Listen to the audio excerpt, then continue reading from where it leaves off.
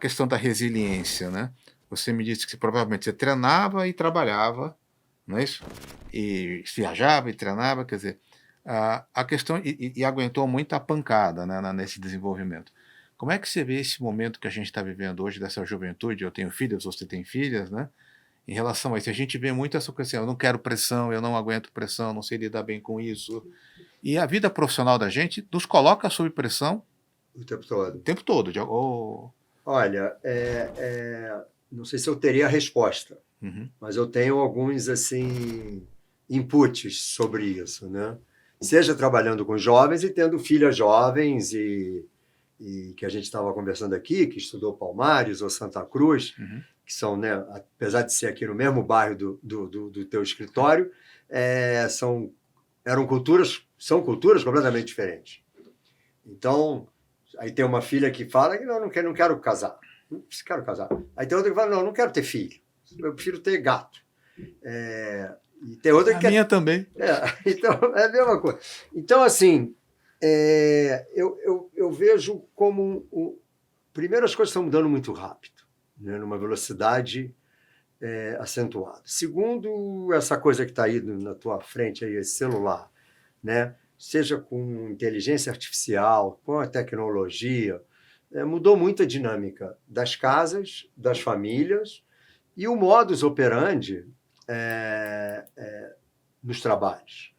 Teve uma época que o chefe chegava e falava assim, entrou aqui, ninguém pode ficar mexendo no celular. Lá tem que ficar dentro da gaveta. Hoje não existe isso, né? É uma fonte de informação. Então, você tem... Eu me recordo, e que tentando chegar na tua pergunta, eu falava assim, eu não vou ser o melhor do vôlei, mas eu posso me esforçar para tentar ser. Então, eu chegava antes do treino para fazer coisas de que os mais habilidosos faziam. Aí, quando eu cheguei aqui em São Paulo, eu comecei a chegar 1 hora antes que chegava todo mundo. Lembrando que no início não tinha computador, não tinha internet, porque eu tinha uma curiosidade de estudar o que estava acontecendo no mercado asiático e na Europa antes de abrir o Brasil. E aí eu tinha uma fixação de olhar para onde estava o título de 10 anos, que é o Treasury Bill de 10 anos. Eu falava, e comecei a fazer algumas correlações que para onde ia isso, o mercado daqui ia sentir alguma coisa. E aí eu ficava todo orgulhoso, que chegava o chefe e eu já falava, olha, aconteceu isso na Inglaterra, aconteceu isso... Mas não tinha internet, você tinha que buscar era CMA, Reuters... Tem os terminais ali. Né? Os terminais que tinha, né? Então, eu acho que hoje, a combinação, para te responder, né? Integração com os jovens, o conhecimento, o que você não conhece, procurar conhecer, conversar, trocar ideias, ouvir perguntas dos mais jovens, né? Porque a gente veio de uma geração que perguntar às vezes era proibido, né? Sim. E hoje os jovens perguntam barbaridades. E é bom. E que é bom. E às vezes tem a humildade de falar assim, não sei, vou entender o que você está querendo me dizer. Então, eu acho que isso é a criação de valor. Então,